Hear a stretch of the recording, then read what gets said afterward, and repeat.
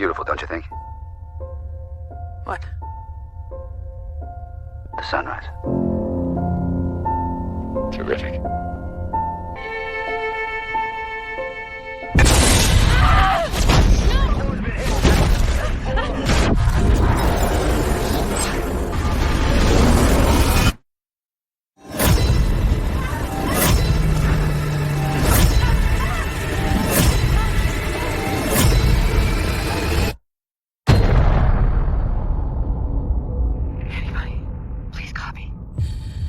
간만입니다. 더 시저입니다. 나스닥 비트코인 주간 분석 영상 시작하도록 하겠습니다. 어제의 장도 3대 지수 모두 약간의 상승으로 마무리해주는 마무리로 끝나졌네요. 최근의 월가의 세력의 패턴은 금요일을 그래도 조금 상승으로 마무리를 해주면서 주말을 편하게 보낼 수 있게 해주는 그런 무빙을 조금 보여주는 상황이죠. 3주 연속으로 금요일에 상승으로 마무리를 해주는 모습 감사합니다. 그리고 비트코인도 어제 또 괜찮은 상승으로 마무리를 해주면서 비트코인 관련주도 상당히 좀 큰 폭으로 상승을 마무리해주는 모습.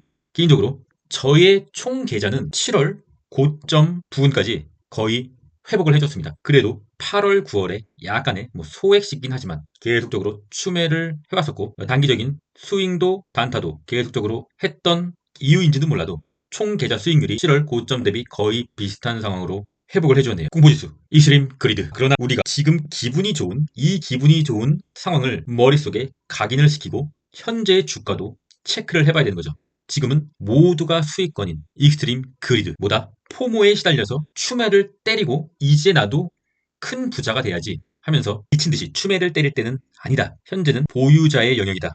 지금 매수를 하게 된다고 하면 단기로 수익 실현을 해야 된다. 왜냐하면 현재의 위치에서 매수한 물량들은 절대로 장기 투자를 할 수 있는 평단이 아니다. 당연히 주식은 그리드나 익스트림, 그리드 때 가장 많이 올라요. 그렇기 때문에 현재 나는 이제 피어를 기다려야지. 나는 공포에 사니까 피어를 기다려야지 하는 마인드로 넉넉고 있을 필요는 없다는 거죠. 현재 매수를 하게 된다고 하면 약간의 수익만 즐기고 매도를 하는 단기 매매 스타일을 하셔야 된다는 거죠. 제가 가장 우려되는 게 그거예요. 제 영상을 보고 이상한 방향으로 참고를 하셔가지고 수익을 못 보시고 손해를 보시는 분들의 유형은 무포지션인데 피어가 올 때까지 기다리시는 분들, 그건 좋지 않고요. 현재 매수를 당연히 해도 돼요. 당연히 해도 되죠. 저도 하는데 다만 현재의 매수를 한 물량들은 단기 매매로만 조금 더 오르면은 매도를 해야겠다는 단기 매매 스타일로만 가셔야 되고, 제 영상을 지속적으로 봤던 분들은 저와 비슷하게 현재 24년에 자산 총액 최고가에 거의 회복을 했을 거예요. 최고가를 찍었거나. 시장을 떠나서는 안 됩니다, 여러분. 어떠한 경우가 있더라도 시장을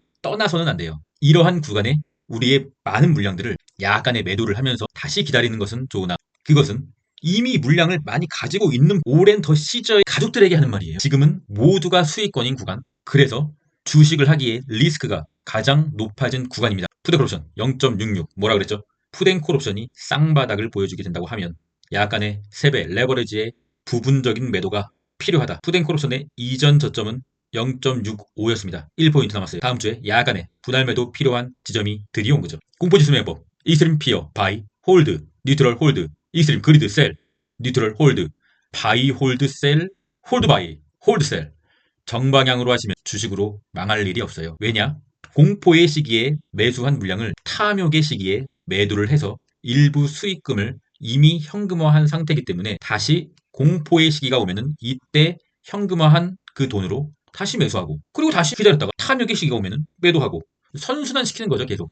어떻게 보면은 이것은 장투의 방법이라고는 좀 볼 수가 없고 스윙의 방법에 좀 더 가까운 매매법이긴 합니다. 하지만 이 방법대로 하면은 주식으로 절대로 망할 수가 없어요. 반드시 분할 매수, 분할 매도는 철칙으로 지키시고요. 공포지수 매법, 매수의 방법, 매도의 방법 참고하시길 바라겠습니다. 나스닥 1배지수 QQQ 차트 주봉은 10월 3주차 그래도 0.22% 상승, 마이너스는 좀 아니었네요. ASML이 완전 초를 치는 바람에 상승의 분위기는 3풀 꺾이긴 했지만 그래도 TSMC와 넷플릭스의 실적 호조로 상당히 많이 회복을 해주면서 어쨌든 조금의 상승으로 이번 주를 마무리를 해주네요. 개인적으로 좀 아쉬운 거는 TSMC와 넷플릭스의 실적은 상당히 잘 나올 것으로 모든 시장이 예측을 했고 저도 그렇게 예측을 했는데 ASML이 초치는 바람에 이번 주에 그래도 검정색 최고점은 돌파해 줄 거라고 봤는데 상당히 좀 아쉬운 주간이네요. 그리고 캔들을 보면은 빨간색, 어쨌든 음봉으로 마무리를 해줬죠. 5주 연속 양봉이었는데 음봉으로 마무리를 해줬다.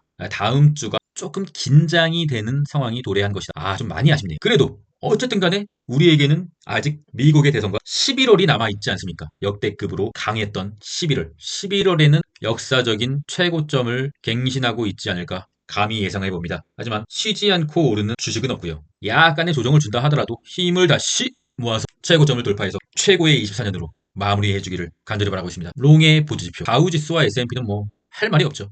뭐 최고네요, 최고. 그리고 스톡캐스틱의 과매수의 파동은 아직 이어지고 있는 것 같고요. 나스닥은 안타깝게도 스톡캐스틱의 파동이 약간 K값이 D값을 위에서 아래로 터치를 하면서 빨간색의 과매수가 끝나가고 있는 좀 좋지 않은 모습. 그래도 과매수가 끝난다고 해도 다우지수와 S&P가 여전히 건재하기 때문에 여기서 바로 하락장으로 전환이 된다고는 절대로 보지 않고 있고요. 약간의 조정이 온다 하더라도 21선에서 상당히 큰 확률로 반등이 나올 수 있을 거라고 보고 있습니다. 한마디로 21선을 지지받는 흐름이라면 추매를 받아볼 수 있는 기회가 조만간 한번 오지 않을까 이렇게 생각하고 있습니다. 당연히 저는 약간의 매도를 다음 주에 할 수도 있겠지만 그것은 일부 비중이고 대부분의 물량은 당연히 홀딩할 예정입니다. 기업연세 주간 동향. 주간 동향이 뭐 특별하게 볼 수 있는 것은 없어 보이나 쏙쓸이 다시 한번 일간 순매수의 1위를 차지해주는 모습. 좀 긴 호흡으로 봐야 될 것 같은 상황이고요. 주간 순매수에서 다시 테슬라, 월간 순매수에서 테슬라가 다시금 1위에 올라주는 모습. 다음 주 어닝 발표입니다. 다음 주는 수요일에 중요한 종목들이 몰려있는 것 같습니다. 버티브, 코카콜라, 넥스트라 에너지 장 전에 실적 발표를 하고 장 후에 테슬라 그리고 램리서치. 램리서치 또한 쏙쓸의 주요 구성 종목이고요. 우리 테슬라 장 후에 실적 발표를 하는데 과연 실적이 좋을 것인가? 솔직히 별로 좋을 것 같진 않아요. 그런데 만약에 테슬라가 실적 쇼크로 급락을 해준다. 그러면 뭐죠? 매수의 타이밍이다. 다음 주 주요 일정입니다. 다음 주 주요 일정도 뭐 딱히 중요한 건 없는 것 같습니다. 22일에 레드북 소매 판매 지수, 24일에 실업 청구 건수 매주 발표하는 거고요. 미국 S&P 글로벌 구매 관리 지수 PMI, 장후에 테슬라 램 리서치 실적 발표, 그리고 금요일에 미시간대 소비자 심리 지수 확정치. 그렇게 중요한 일정은 없는 것 같습니다. 다음 주도 역시나 미국의 실적에 따라서 주가가 요동을 칠 것 같습니다. 대외적인 요소로는 계속적으로 중동의 전쟁이 지수의 발목을 잡는 요소로 작용할 수는 있을 것 같습니다. 환율 체크하겠습니다. 환율이 계속적으로 오르고 있죠. 현재는 주식도 오르고 환율도 오르는 역대급으로 좀 이상한 장세다. 통상적으로 환율과 주식은 약간 반비례 관계에 있는데 환율과 주식이 같이 오르는 상당히 좀 이상하다. 정상적인 상황이 아니다라고 계속적으로 경계의 태세를 늦춰서 안 된다. US100 나스닥 지수죠. 지금은 익스트림 그리드 전시의 상황이죠.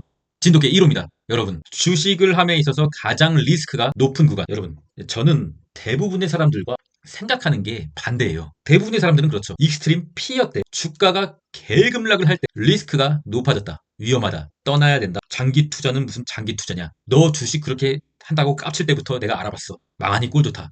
이런 생각하잖아요.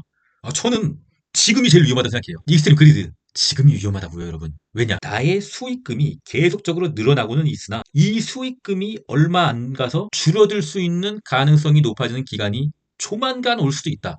이게 제일 저는 무서워요. 저는 계속 수익금이 늘어났으면 좋겠거든요. 어쨌든 간에. 그래서 추세 라인을 좀 오밀조밀하게 그어봤습니다. 3개나 넣었어요. 파란색 추세선 그리고 두 번째 빨간색 추세선. 나스닥의 최고점을 이은 상방 저항선. 겹겹이 저항이 있는 것이죠. 다 깨고 다 부셔버리고 올라가줬으면 좋겠지만 캔들이 이 선에 닿을 때마다 이제 미친 듯한 저항이 나올 겁니다. 본전에 던지는 자들 그리고 약간의 수익에 던지는 자들 단타쟁이들 기관의 매도 물량 월가의 큰손의 매도 물량 계속적으로 저항이 시작될 상황이 온 거죠. 일단은 9월의 고점 라인을 이은 이 파란색 선 ASML이 망가뜨린 이 거대한 음봉 이때부터 나스닥이 조금 타격을 입은 거죠.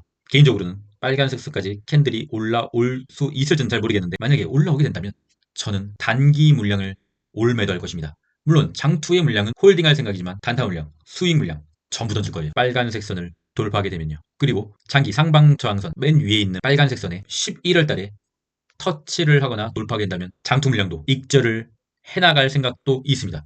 물론 여기서 뭐 단기 물량, 장투 물량이라고 하는 것은 개별 종목이 아니고요. 3배 레버리지를 말하는 거죠. TQQQ, TQ도 괴리율이 많이 발생했기 때문에 차트를 보기가 지지 저항선을 보기가 좀 많이 힘들어요. 그래서 1배 지수, 나스닥 선물 지수로 자리를 보고 그 자리 상황에 따라서 3배 레버리지를 매매하는 전략이 유효한 구간에 들어섰다. 조금 판단하기가 결정을 내리기가 좀 쉽지 않은 괴리율의 시대. 엔비디아 일단 상승 채널을 긋기는 걷는데 최고점 라인이죠. $140. 좀처럼 돌파를 좀 못해주고 있네. 힘이 많이 딸리는 것 같습니다. 기분 좋게 좀 한 150달러까지도 올라줬으면 상당히 좀 나스닥을 좀 더 견인해줄 수가 있을 텐데 엔비디아가 좀 많이 딸리는 모습.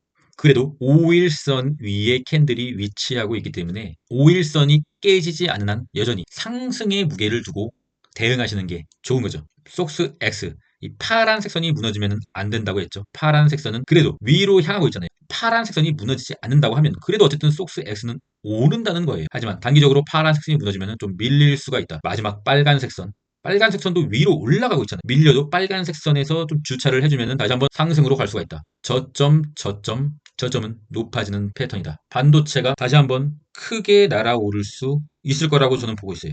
중장기적으로 봤을 때요. 현재 S&P와 다우지수 쪽은 상당히 천장 부근이잖아요. 지금 너무 포모에 시달려서 S&P와 다우지수를 추매를 때리는 것보다도 앞으로 좀 긴 호흡으로 더 먹을 수 있는 폭이 남아있다고 보는 것은 당연히 반도체죠. 속슬의 차트. 하락의 추세 채널을 돌파한 이 지점에서부터 약간의 그래도 상승의 기조로 가고 있다. 그러면 이렇게 지지선을 쭉 그어보는 거죠. 지지선을 그어보고 어쨌든 빨간색 선은 올라가고 있으니까 이 추세 라인만 하방 이탈하진 않으면은 그래도 상승으로 가는 거 아니겠습니까? 상승의 지지선을 그어봤습니다. 깨지만 않고 계속적으로 올라가줬으면 좋겠네요. 저 같은 경우는 속슬의 춤에도 조금 생각을 해보고 있습니다. 테슬라의 차트.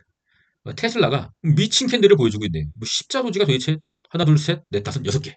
십자 도지가 이렇게 뭐 많은 기간은 거의 처음 보는 것 같습니다. 뭘 그렇게 망설이고 있는 건지. 그래도 중요한 거는 미세하게 저점을 높이고 있다. 좀 웃음이 나오네요. 이게 좀 저점을 높였다고 말하기도 좀 그렇고.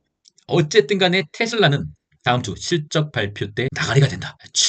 진짜 오랜만에 추매를 받아볼 생각을 하고 있어요. 숏의 보조지표. 속스 S 차트의 경우는 스토캐스틱 K값이 D값을 아래에서 위로 돌파했고 SQQQ도 아래에서 위로 돌파했다. 그리고 21선 근처에 있다. 21선은 계속적으로 내려가고 있다. 숏의 반등이 나와도 21선을 하늘로 들어올리는 거대한 장대, 양봉이 나온다고 하지 않으면 1일 반등은 기술적 반등일 뿐이다.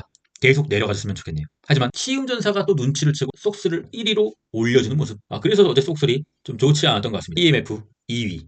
좀 관심을 좀 갖고 있어요. 그리고 중국 YINN. 중국은 이제 관심이 없고요. 코인의 공지 생각보다 많이 올라오진 않았네요. 72로 집계가 되고 있고요. 코인베이스 본주의 차트입니다. 코인베이스가 어제 좀 상당히 좋은 모습을 보였는데 이 캔들을 보시면 일목균형표 위로 올라왔다. 이제는 이 구간에 그리 많은 사람이 위치하고 있지 않다. 코인베이스의 세력이 이러한 매물대가 있는 구간에서 호가를 들어올리는 돈보다 아무도 없는 구간에서 호가를 들어올리는 금액이 더 적게 될 수가 있다. 한마디로 적은 돈으로 더 많이 들어올 수 있는 아무도 없는 구간에 코인베이스가 위치를 하였다. 하지만 급격하게 올라와줬기 때문에 이 구간에 있는 오랫동안 존버한 사람들이 본전이 오는 구간이 돌아있기 때문에 이 구간에 있는 사람들이 본전에 던질 것이다. 이렇게 판단할 수가 있겠습니다. 금요일의 장대 양봉은 약간의 오버슈팅이다. 상승의 채널을 돌파했기 때문이다. 그렇기 때문에 다시 한번 조금 조정이 주더라도 그것은 코인베이스의 추세가 꺾인다고 볼 수는 없으며 오히려 추매의 찬스이다. 그렇게 보는 겁니다. 코닐의 차트. 저 같은 경우는 이제 멤버십을 진행하고 있는데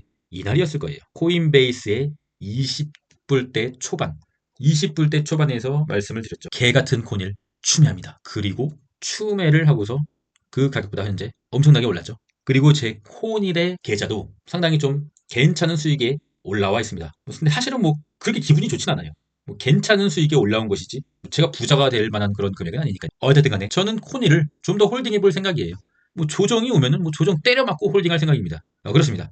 그런데 저는 이 구간에서 추매를 했는데 사실 그때 다른 멤버십 회원님들이 추매를 했는지 안 했는지는 제가 그분들의 계좌를 까달라고 할 수는 없기 때문에 확인할 길은 없죠. 그런데 조금 아쉬운 건 그거예요. 코닐이 이 역대급 저점을 보여주고 여기서 저점을 높이는 구간에서 횡보를 치면서 21선을 살짝 들어 올리려는 걸 확인하고 추매를 때렸단 말이죠. 전 차트를 믿기 때문에 차트를 보고 추매한 거예요. 그런데 왜 이런 구간에서 추매를 때리는지 그거 제 이해를 못해요. 물론 저는 코닐이 더 올라갈 수 있을 거라고는 생각은 하고 있어요. 그렇기 때문에 다 던지지 않는 것이죠.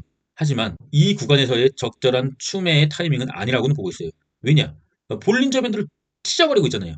볼린저 밴드를 찢어버리는 기간이 영원하진 않아요. 절대 그런 건 없습니다. 볼린저 밴드를 찢으면 또 약간의 조정 뒤에 다시 한번 힘을 비축하고 추가적인 상승은 나올 수 있는 그림을 볼 수가 있는 거죠. 그렇다고 하면 상승할 때는 그랬잖아요. 그냥 즐기라고. 상승할 때는 이런 급격한 상승을 할 때는 그냥 즐기고 추매는 언제나 조정 또는 약간의 눌림목 그때 추매를 하는 게 좋아요. 물론 단타를 치려면 이러한 볼린저 밴드를 찢을 때 단타를 치는 게 좋죠. 왜냐하면 변동성이 극대화되기 때문에 하루에도 뭐 굉장히 큰 수익을 볼 수가 있으니까요. 하지만 계속적으로 보유를 할 생각이면은 반드시 이러한 찢어버릴 때 물량을 늘리는 건 좋지 않고 눌림 목도는 약간의 조정 때 물량을 늘리는 그런 매매 방법을 가져가야 된다는 거죠. 저는 그런 매매 방법을 가져갑니다. 왜냐? 저는 중장기 투자를 지향하기 때문이죠. 자신의 매수 타점이 항상 단기 매매를 하는 타점인데도 불구하고 자기는 중장기 매매를 하려고 추매를 했다? 그건 앞뒤가 맞지 않는 말이에요. 물론 결과론적으로 하는 말씀이긴 하나 자신의 매매 방법과 자신의 포지션, 스윙, 장투, 단타 그걸 좀 점검해보는 자신만의 시간을 좀 가져보시길 바랍니다. 마라의 차트. 마라는 왜 이렇게 약하죠, 여러분? 마라를 다음 주에 급등 안 하면 바로 던질 거예요. MSTR. MSTR은 주봉을 한번 가져와 봤습니다. 주봉의 상황을 보면은 볼린저 밴드 둥둥. 통상적으로 일봉의 볼린저 밴드 둥둥은 급등주에서 굉장히 자주 나오죠. 하지만 아무리 급등주라도 주봉의 볼린저 밴드 둥둥은요. 굉장히 자주 나오는 게 아니에요. 1년에 한두 번 나올까 말까입니다. 지난 3월에 주봉의 볼린저 밴드 둥둥이 나왔었죠. 그리고 어떻게 됐죠? 이때가 최고점이 아니었어요. 2주 뒤에 이때가 최고점이었죠. 하지만 볼린저 밴드 둥둥이 나온다는 것은 굉장한 과매수의 구간, 그 다음 주에 상당히 큰 좋지 않은 기간을 보낸 후 다시 한번 날아오르죠. 그리고 조금의 어떤 하락. 그래서 볼린저 밴드 둥둥 때는 웬만하면 매수를 하지 말라는 거예요. 오히려 가진 물량의 일부 익절이 필요한 구간이죠. 볼린저 밴드 둥둥은 위험한 캔들이에요. 위험하다. 여기가 고점이라고 해도 전혀 이상하지 않다. 단기적으로는 그렇게 보고 있습니다. 비트코인의 일봉. 현재 상당히 좀 추세가 좋죠. 이 검정색 선은 역대 신고가 라인이고요. 주말에는 세력도 쉬는 날이기 때문에 큰 무빙은 없을 것 같고요. 다음 주도는 다다음 주에 가야죠. 이제 어딜 가냐고요? 70K. 이더리움의 일봉. 이더리움이 드디어 일목균형표의 핑크색 그물대를 옆으로 이탈해주는 모습. 이더리움이 약간의 21선 가까이 살짝 조정이 오면은 추매를 때리겠습니다. 더 시저스 멤버십. 구독자 방에는 271명이 들어오는 모습. 여러분들의 지혜와 저의 노력과 좋은 정보를 버무려서 이 힘든 투자 시장에서 계좌의 총 금액을 올릴 수 있도록 같이 한번 으쌰으쌰 해보도록 하시죠. 일희일비하지 않은 장기 투자를 선호하시면 장기 멤버십. 단타도 하고 싶다. 더 시저스 UDT에 가입해주시면 차트 보는 법과 저의 모든 것을 알려드리도록 하겠습니다. 40년간 나스닥의 애뉴얼 리턴. 롱롱롱 숏. 롱롱롱 숏인데 현재는 롱의 구간이다. 60년간 S&P 토탈 리턴. 롱은 길고 숏은 짧다. 현재는 롱의 구간이다. 행복은 우리 뜻대로 되는 것과 그렇지 못한 것을 구분하는 능력에 비례한다. 사실상 이 주식의 등락은 우리 뜻대로 될 수가 없어요. 현재와 같이 계좌가 신고가 랠리를 벌이는 것도 우리 뜻대로는 될 수가 없습니다. 오름이 있으면 내림도 있을 수 있는 것이고요. 하지만 우리가 차트 공부를 하면은 그 시기를 정확하게 예측할 수는 없으나 어렴풋하게 따라갈 수는 있습니다. 전 차트를 믿어요. 그럼 전 끝까지 하겠습니다. 이상입니다.